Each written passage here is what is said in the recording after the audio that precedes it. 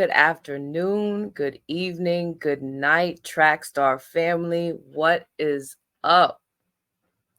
Thank you for joining me on yet another episode of One Track Record. Today's content is a bonus episode that I've been wanting to push since December. If you recall, about a week before Christmas, I lost my voice, and this is what I wanted to talk about. But the Most High had other plans, and to that I say, I'm glad because this episode and this content could not come at a better time. Thank you, thank you, thank you for all of those who have shown continuous support. Those of you who have donated in the background, of you who have liked, shared, subscribed, commented in the live chat and in the comment section. Thank you. And if you are new to the channel, if you want to enjoy more content, just make sure you hit subscribe and hit all notifications. That way you are always in the loop. Okay? Now, today's content is mostly focusing on unlikely pairings when it comes to romantic relationships. Now, in the past on this channel, we've talked about different types of relationships. I know in the previous cassette tape episodes, as of late, with side A and B, it's mostly just kind of crossing the bridge between the inner child and why we are the way we are now, including not healing from trauma that would trigger and show up in certain relationships, mostly romantic, right? We spoke about that. But today, I want to dig a little further into how the world may see a relationship versus what's actually going on. The reality of unlikely pairings versus what's actually going on in their world. Deep, right? Because nowadays we live in a society where certain relationships have an aesthetic, I want to say. They may be glorified, but are they really that great? Or is it things like social media and just all around media that are pushing certain relationships to look bigger than what they really are? So this episode is special because it's not just my opinion. I want you guys to chime in as well. Of course, I'm going to talk about my opinion, but of course, as you may know, for those who are already subscribed and have been watching, I will also be looking at what you guys think in the live chat. Aha. So let's look into these unlikely pairings. But before I officially get started, I would like to give a special thank you to the person who has created these beautiful illustrations for today's episode. He is on Instagram and he goes by the name of Individual, which I will be posting up here. That is his Instagram. So thank you if you're watching this, or if you may know somebody in your camp and you are watching, let him know that I said his artwork is amazing. Now, let's get into the first cartoon, I should say, of an unlikely pairing when it comes to a romantic relationship. Is it hyped up? Do you feel like it's realistic? Can it happen? Let's go through all of them one by one. So again, here's the first one. We have the academic girl and the artsy guy, or for argument's sake, this could be vice versa, where it would be the academic guy and artsy girl. Now, Me personally, and speaking from personal experience, I believe this is an unlikely pairing that actually can work. And here's why I say that. From a person who is typically known as an academic girl, but I'm also artsy, there's definitely a correlation that can happen when an academic person and an artsy person get together, and here's why. So, ultimately, all relationships should be beneficial. And by beneficial, I would be talking about either they're there to nurture and mold you into the person you're becoming, or they're meant to teach you somewhat of a lesson as to what you should avoid or look forward to in the future if you allow it and you don't stand in your own way.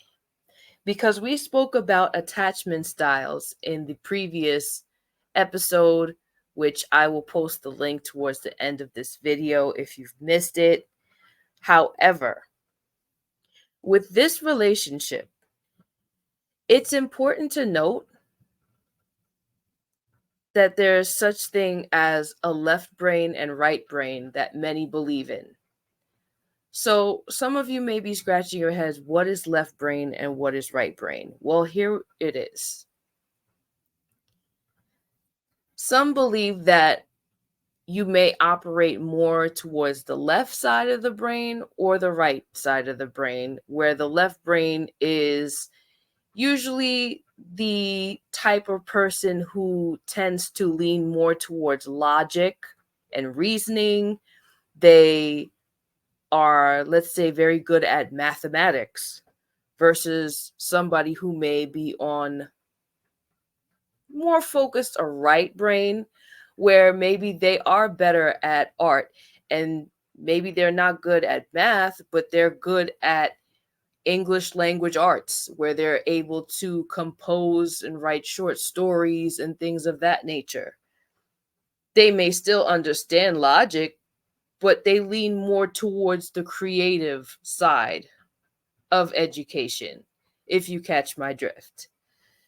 So when the left brain and the right brain come together, this couple can be unstoppable. And again, this is all my opinion, but based on what I've experienced and also from what science and psychology says, I believe this unlikely pairing could actually be very successful. Now let's go ahead to the second one. We have the country girl and the city boy, or vice versa. We can have the country boy and the city girl. Now, in my opinion, I also believe this one can work out. And here's why. You have the country and the city, where socially, we've kind of been shown that the country is a very strong breeding ground when it comes to belonging to a sense of community, where everybody may know everybody. They know your family. They know the last time you blew your nose. They know what color your boogers were in the napkin. That type of close knit community. For some, it may not be desirable, but to others, it may be what you want if you feel like you have a lack of that.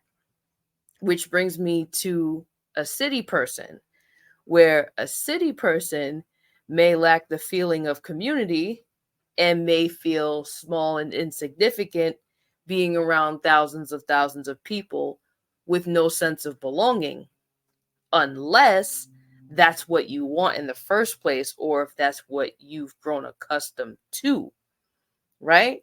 But when these two people get together, you can get a sense of one teaching the other about the other's culture and them collaborating together, they can bring the best of both worlds together. Which leads me to the next one. We have the super extrovert and the super introvert. Hmm.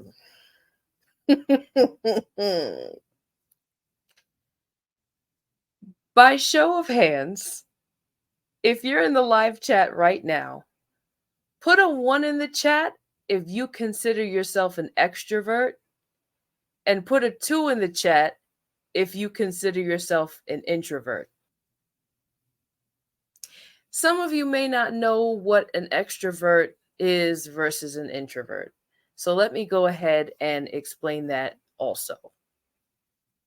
So, an extrovert is typically a person who is very sociable, who enjoys a night on out on the town. They are considered people persons, right? They enjoy being around others. They feel charged around others and their surroundings outside of their day-to-day indoors or work, whatever. Versus an introvert. An introvert is typically a person, they prefer their own company over socializing with others.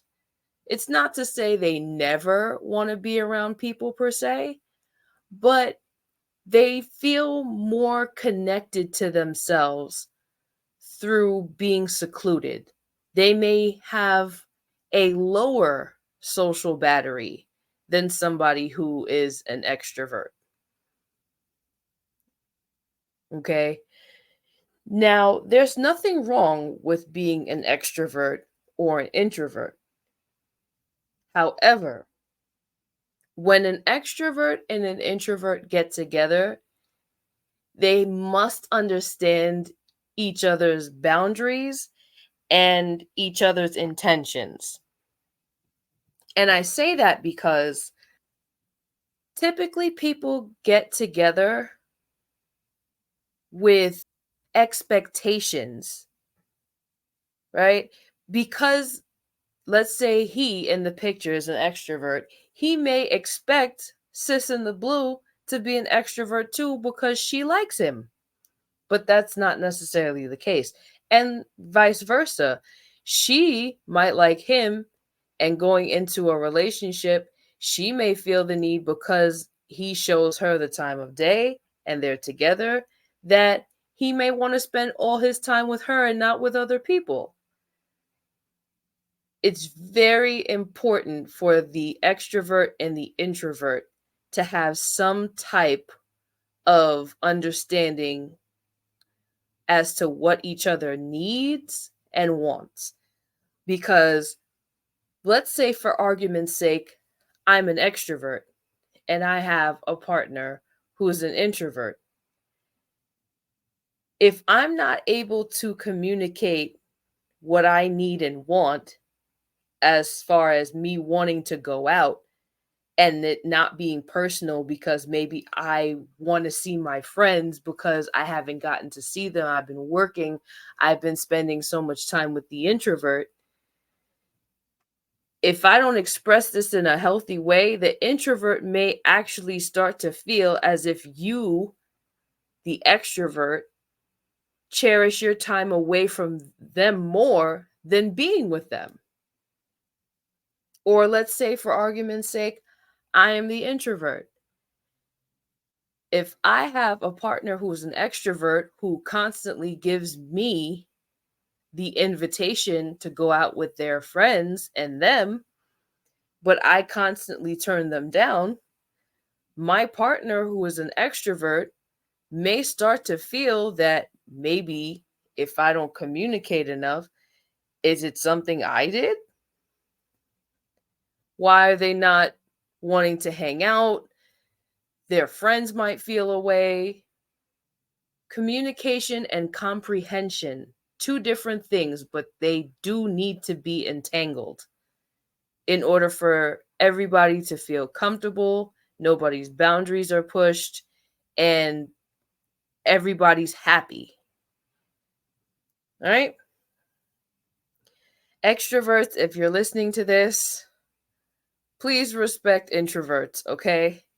If their battery is low, leave them alone.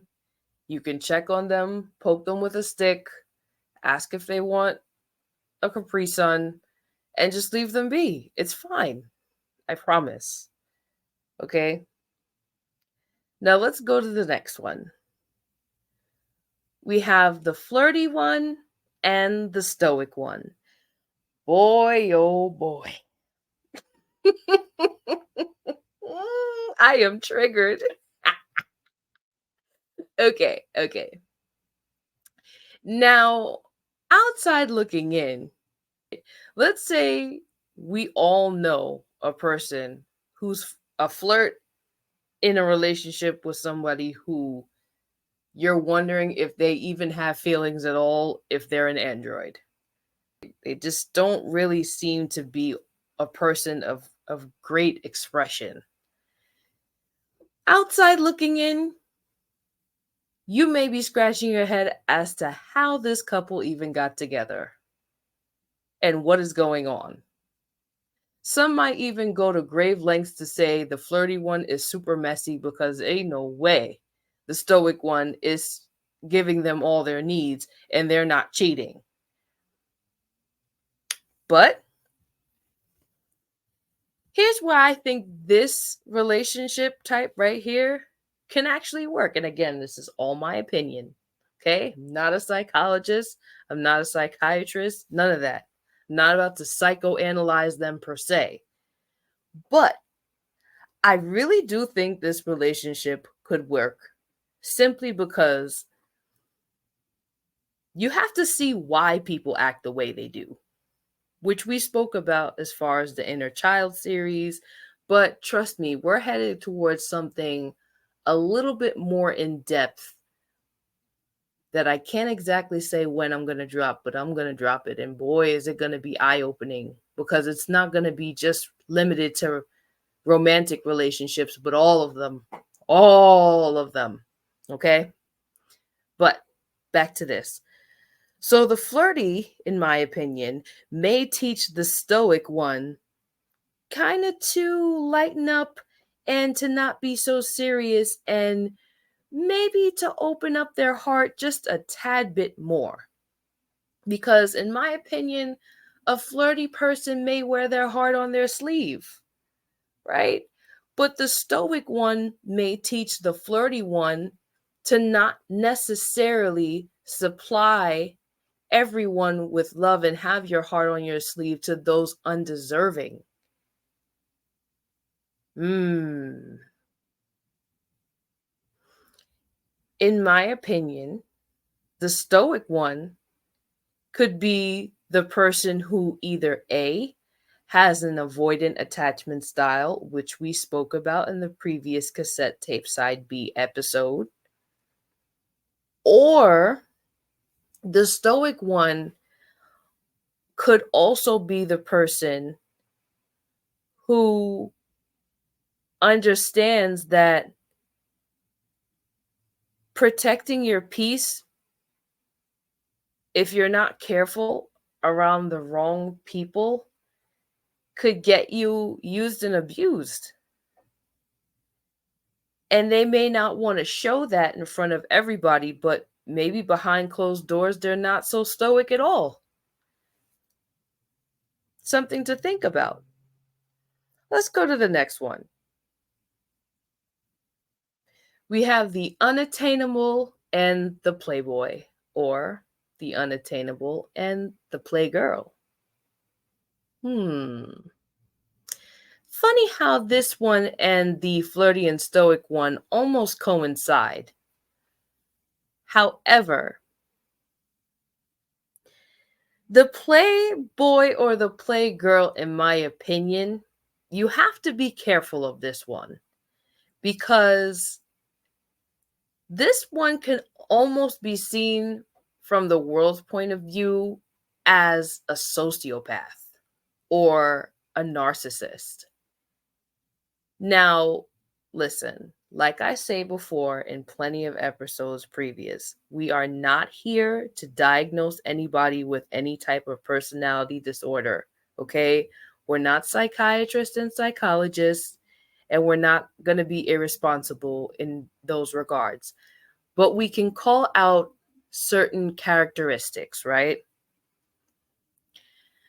A playboy or a playgirl may actually seek out vulnerabilities and may look to see people as not people, but as playthings and as tokens, as trophies. So, in my opinion, this could possibly work. This could work if the playboy or playgirl is not a narcissist or does not have narcissistic traits, tendencies, and neither for the sociopathic tendencies or traits. Let's be honest. I don't care, boy or girl, man or woman, some of us may actually like the chase of seeing somebody who we think is exceptional, exceeds every want and will for our future. There's nothing wrong with meeting a person who exceeds your expectations and wanting to go after them.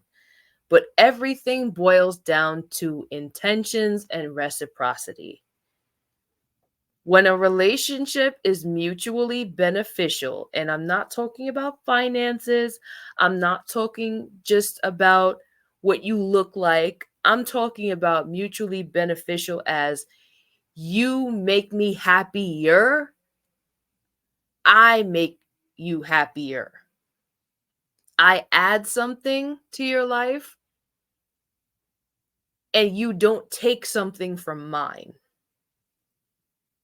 Do you get my drift? So, as long again as this person does not have those personality disorder traits, I think it can work. I don't know about you guys, but I think it can work. Now, this next one, I don't think this one can work, okay? We have the homebody and the party animal. This one kind of goes back to, in my opinion, the extrovert and the introvert, okay? But this one's a little more specific because you don't necessarily have to be an extrovert and a party animal, right? Those two things can be inconclusive. So, why do I not think the homebody and the party animal? Why do I think personally that it may not work out? Well, I'm going to use me as an example. I am not a party animal whatsoever. I am super homebody. It's not even funny. Okay? Literally, roll me up in a blanket and give me Chipotle with extra queso. That to me is a party right there. Go ahead, laugh at me. I don't care. Like, I don't. Now, there's nothing wrong with being a party animal per se. But what are you doing at said party? Is my concern, because you can also be a very toxic homebody. Can we talk about it? No, for real. Can we talk about it? Because social media really has us in a tizzy where you have men and women glorify and actively search for people who are homebodies, only for these same homebodies to stay at home and give their body to everyone, if you catch my drift. Versus being a party animal and still being stush, as my West Indians would say. You would still be stush and you wouldn't give that body to nobody at the party. You know what I'm saying? So don't get it twisted. Don't get it twisted. But I don't know, guys. I'm not feeling this relationship right here. I'm not feeling it. I don't know. It could be wrong. Please put it in the comments if you feel like this can work or if this works for you or has worked for you. But me personally, eh. It's a no for me, dog. Okay, let's go to the next one. We have the hothead and the laid back loner. Ooh. Oh Lord, I'm trying so hard not to tell on myself because I don't know who's listening. I don't know if any of my ex-boyfriends are listening or not, or they're gonna listen to this in the future. But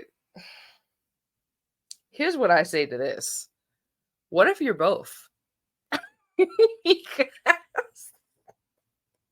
And I say that because I was a person who was labeled a hothead, but I'm more so of a laid back loner. And this is why it's very important to get to know yourself as an individual and have that alone time.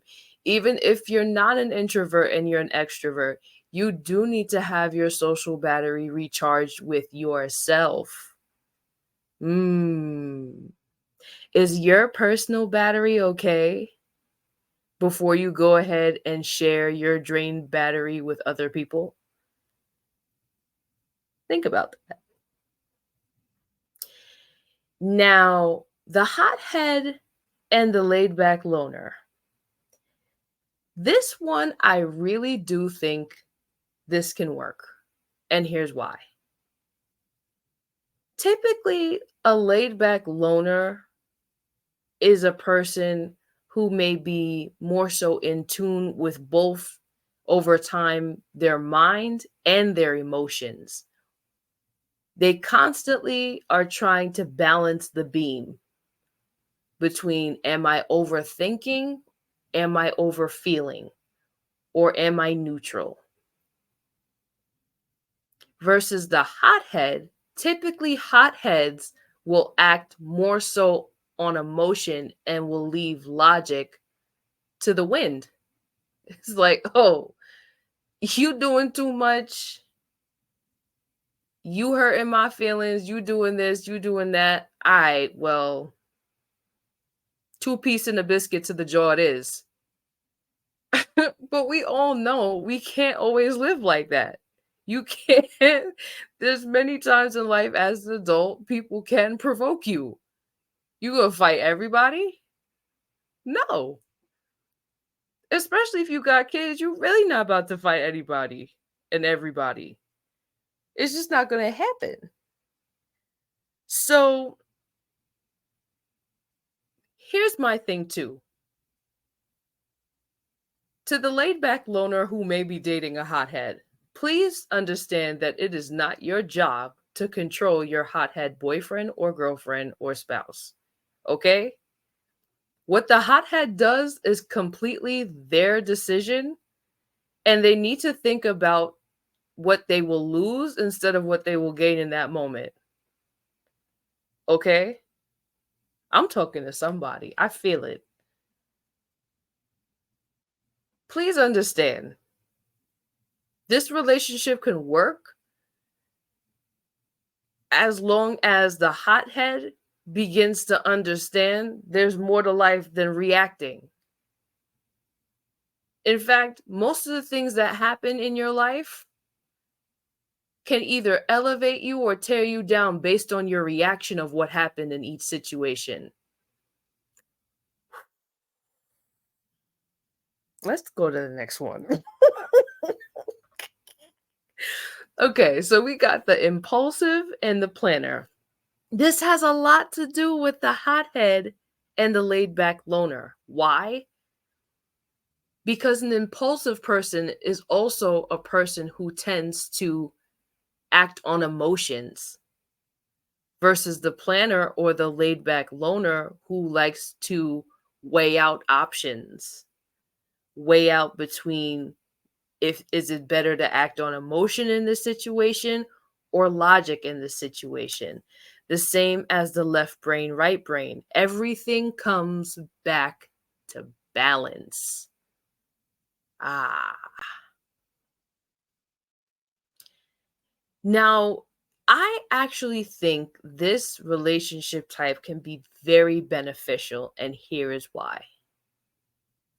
A person who is impulsive and may act more so on emotions, right? I think they have a lot to teach the planner who may live life as if everything should be taken seriously, everything should be followed by the rules, everything has its place, where the impulsive is like, listen, my room is an organized mess. I might have to turn over a few things, but I know where everything would be based on where I would put them. The impulsive may say, hey, I know within this budget that you've set, I'm not supposed to go over this amount, but we need this and it's on sale. Is that okay with you? But don't get it twisted. The planner can be very beneficial as well. The planner could say, you know what? I understand that we need this and it's on sale, but I know based on this product between, let's say, this month and that month, that it will be available for an even better sale. Let's wait till then. You see how that dynamic of this relationship could be mutually beneficial? How these two, using the strength of each other, can balance out and create something beautiful. And that's what a true, healthy, loving relationship should look like. Let's go to the next one. We have the mean girl and the nice guy, or vice versa. We have the mean guy and the nice girl. Now, I don't necessarily think this can or cannot work. I think this is mostly based upon the people, the actual people within this type of relationship. Because you have to kind of ask why these two are together and what their pasts apart from each other have looked like. Maybe the quote unquote mean girl believes that it's okay to put up a front that they're a mean girl because maybe they're hurting and they're traumatized. She might be an anxious attachment, like we've spoken about, or maybe she's an avoidant attachment. Versus this nice guy here. Maybe he's a secure attachment, but he's more than able and is more than willing to love her past her flaws and see her as she heals in their relationship.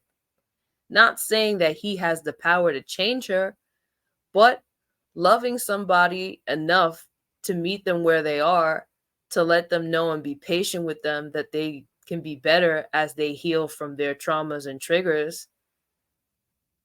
That's very rare. People nowadays aren't so patient, and I understand. We all want what we want, but to look at somebody and see that they are actually lovable past their pain and they're doing the work. Because we spoke about in a previous episode how you cannot love somebody based upon the potential you see in them. You will lead yourself downward. You cannot fall in love with potential. And true potential is when somebody wants just as badly as you do to love you and for them to be loved with secure attachment styles. Let's go to the next one. We have the talkative person and the listener.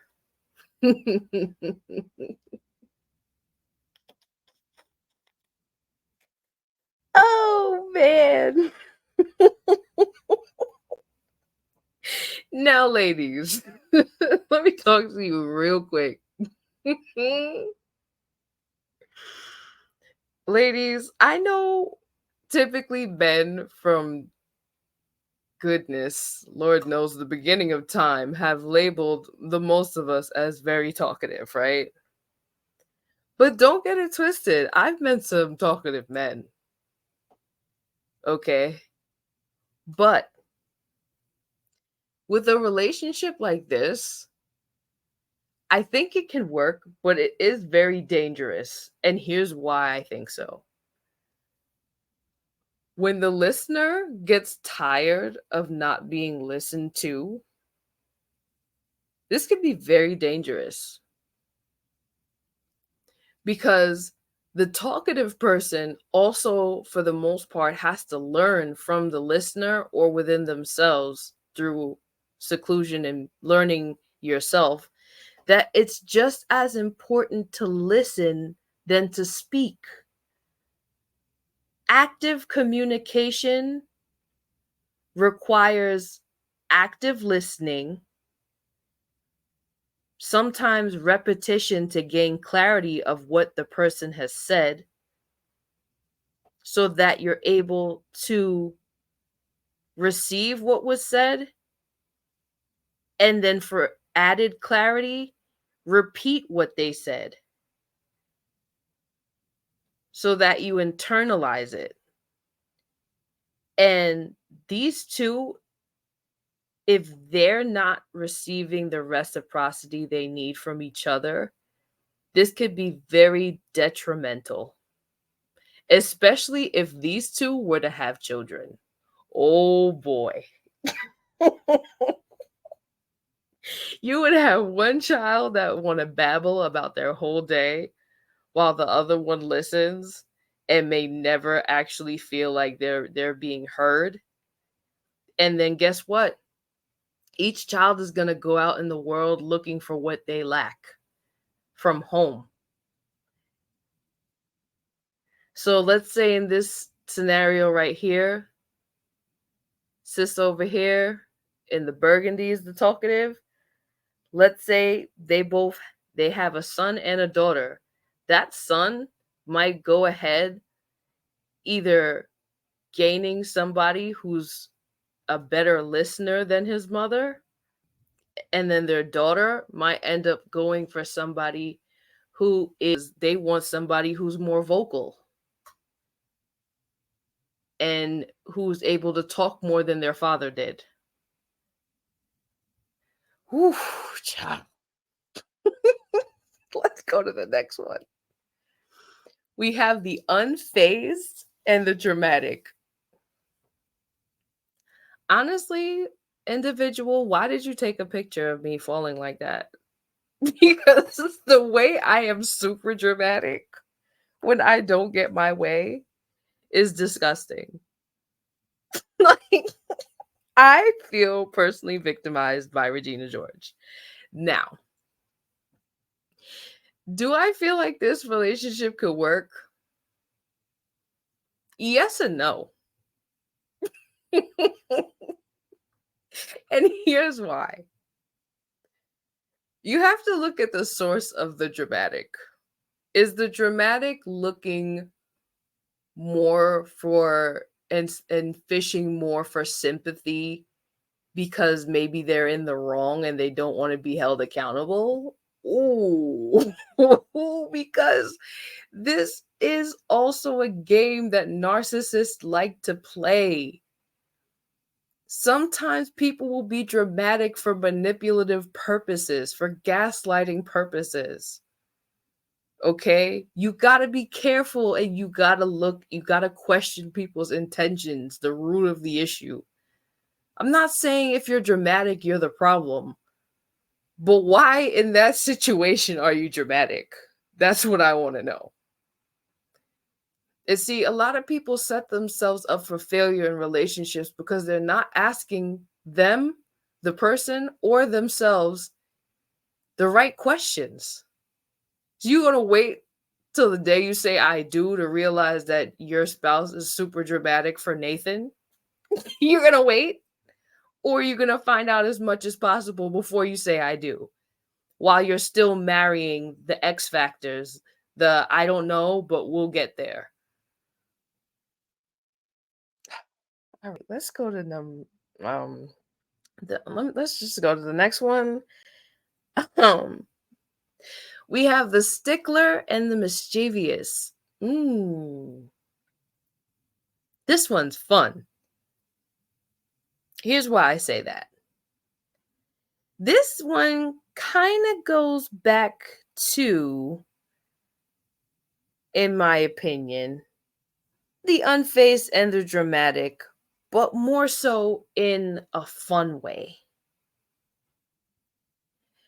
So for this one, I want to say this can work to an extent. Here's why I say that. This one is also another one to balance reciprocity between getting to teach somebody to not be so serious and to lighten up versus I keep you on my toes with my spontaneity. Maybe the mischievous person likes to play pranks as a love language, while the stickler is just like, listen, at this point, I have adopted her. She is mine. I don't know what she's going to do next to get on my nerves, but I accept the fact that she shows her love by getting on my nerves.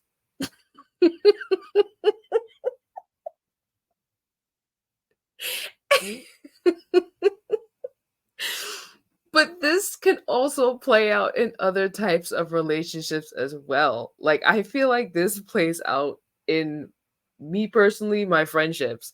I am definitely someone who is super goofy, but at first glance, you would think I'm a stickler because there's levels to this. Listen, baby, there are layers to this onion to peel back.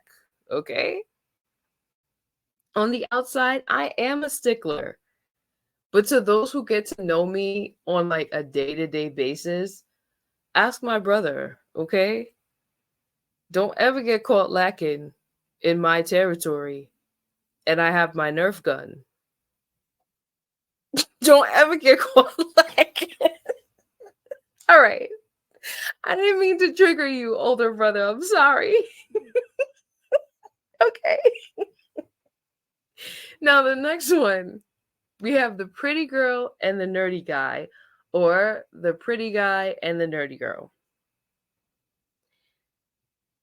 This one, I can't say whether it works or doesn't work because for these people in this situation, if you want it to work, it can work.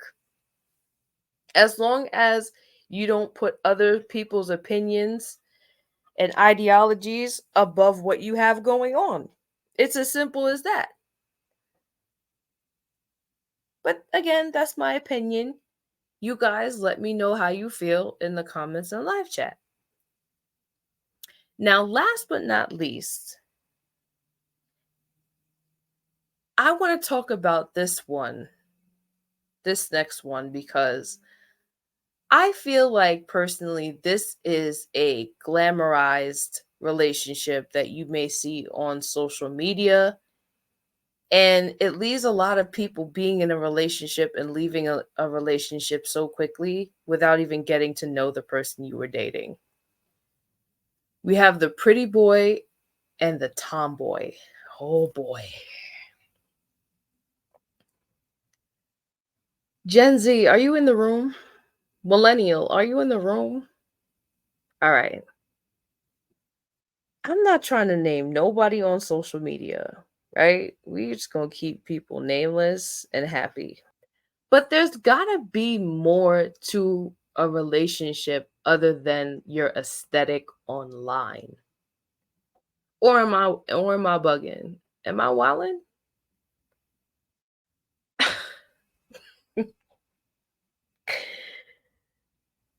Guys, Hmm. We really do live in a day and age where people take pride in vanity. They lack substance. I spoke to one of my homeboys the other day, and he said, Shay, I really don't understand why social media has really gassed up not just women, but men too, to the point where, let's say, if you try online dating, the way you present yourself online, you do not get that person or that sense of confidence in person. Why is that? And I said, well, me being a millennial, I've been conditioned to the ways of the internet since I was about 12 years old. That's a very tender age. I'm the last generation to really go outside on a day to day basis, ride bikes, jump fences, scrape knee, straight tomboy, right? But I also was at that age at 11, 12 years old when I stopped going outside, started staying inside, and we were still true to ourselves, not feeling pressured to conform to the ways of the world because we still acted our ages. But Gen Z and Gen Alpha, oh, yikes. I feel really bad for them because it's really not their fault. It's just constant new social norms that have people brainwashed into thinking in order for me to be the most lit guy or the most lit girl on social media or in real life, if I don't take a picture of it, it never happened. And now you would think that baby boomers and Gen X would have taught us better how to use the internet. They're acting worse on there than millennials, Gen Z, and Gen Alpha. So where do I look to learn how to use the internet appropriately to not look mad or wild corny if they're doing it? You mean to tell me as Gen Z, I got to see my grandmother on Facebook wilding, but you expect me to act better and not look for superficial things, things that look amazing because so much of the internet is embarrassing, especially when it comes to people older than me? And I'm not here bashing older generations because a lot of you who are not on social media and don't make social media your life, kudos to you. You know who you are. But when you have millennial, Gen Z, and Gen Alpha idolizing relationships like this, not knowing what's going on behind closed doors with these two, we failed as a society. We failed. Because these two right here, one of them looks like they could be an influencer for Nike. The other one, an influencer and a model for Zara. Whole time, you don't know what they're going through to be influencers for either. Hmm. We need to stop idolizing certain aesthetic relationships and learn to love what's meant for you and to grow you as a person. And sometimes it's just not being with anybody at all, but yourself and the Most High. And that's on Mary and her little lamb. And before I go, now that I mention it with this whole pretty boy and tomboy, some of you that are listening to me right now know me personally. And to that, I'm going to reveal a little secret. So, me being a tomboy, for the most part, I have dated pretty boys, and I can say, as a tomboy dating a pretty boy, it was probably the most draining relationship I've ever been in because I constantly felt that I was not able to be myself. And this is where this goes back to the idea of being in a relationship that's mutually beneficial and there's a balance of power and respect and love, as told in the previous cassette tape side B episode. I was in one particular relationship, and he may or may not listen to this either now, later, whatever. I don't care. But I may not remember everything he said, but I remember how he made me feel sometimes because I was not a girl who was down to wear 10 pounds of makeup on my face. And he would never let me forget it. How he constantly questioned why I never wore makeup, why I never bothered to wear certain types of clothing. And at first, I figured, you know what? Well, he can go find that type of girl. I never conformed, but it did weigh me down as far as my self esteem. I never conformed to his idea of what he thought I should look like. But then I told myself one day, for this pretty boy to tell me that I should wear certain clothing and wear 10 pounds of makeup on my face, why did he bother to talk to me then if I didn't present as that? That's number one. And two, what is he getting out of this if he's so called not happy? Because I know I'm not.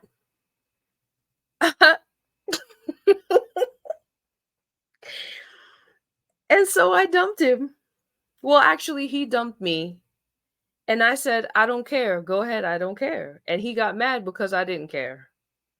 And then he wanted to talk about things a few days later. And then I said, okay, I don't want to talk, but here's all the stuff that you left at my house. And it got ugly. We got into a crazy argument. And I say all this to say, is your happiness really worth pushing to the background over superficial wants when it's just simpler and easier to just be yourself and surround yourself with people who actually like you for you?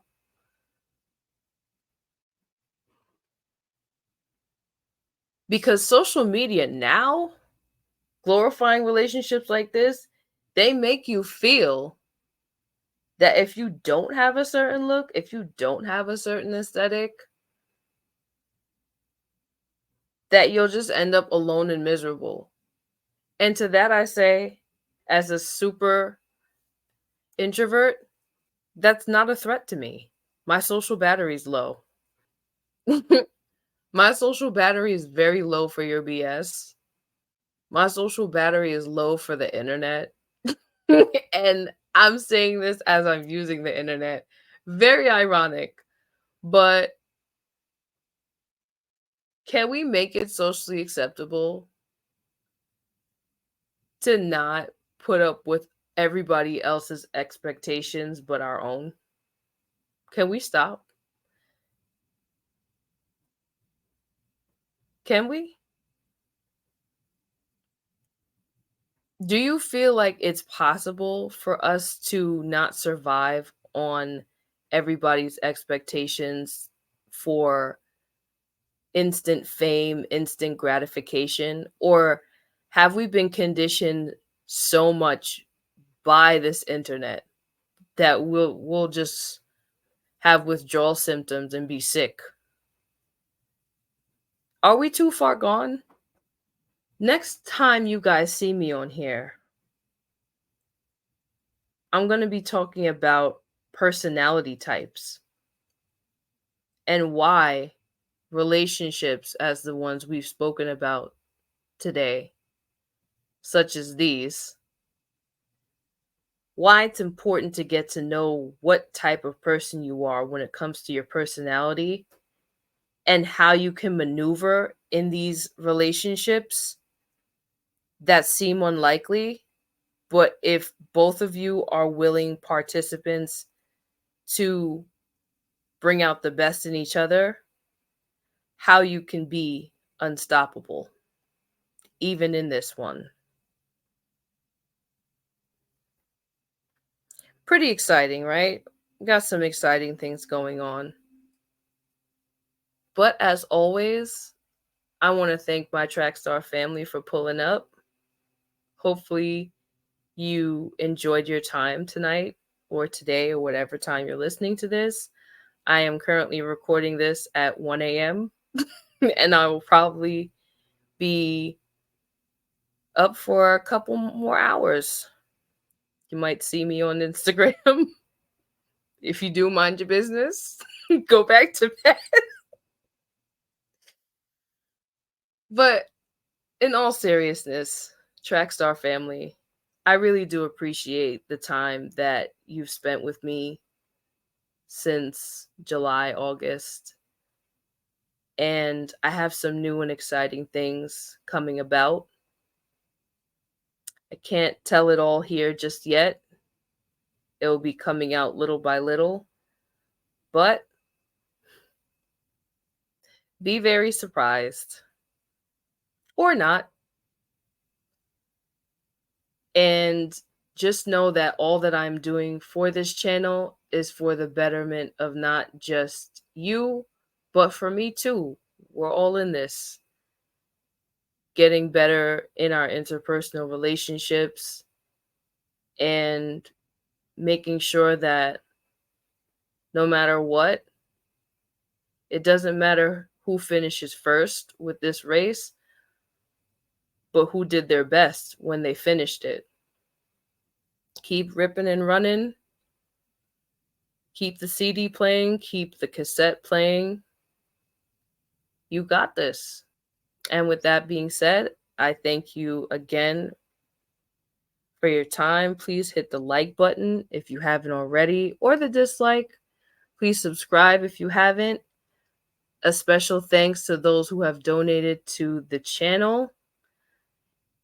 I don't want to disclose without permission, so I won't say who, but you know who you are. Thank you very much. And I will see you soon.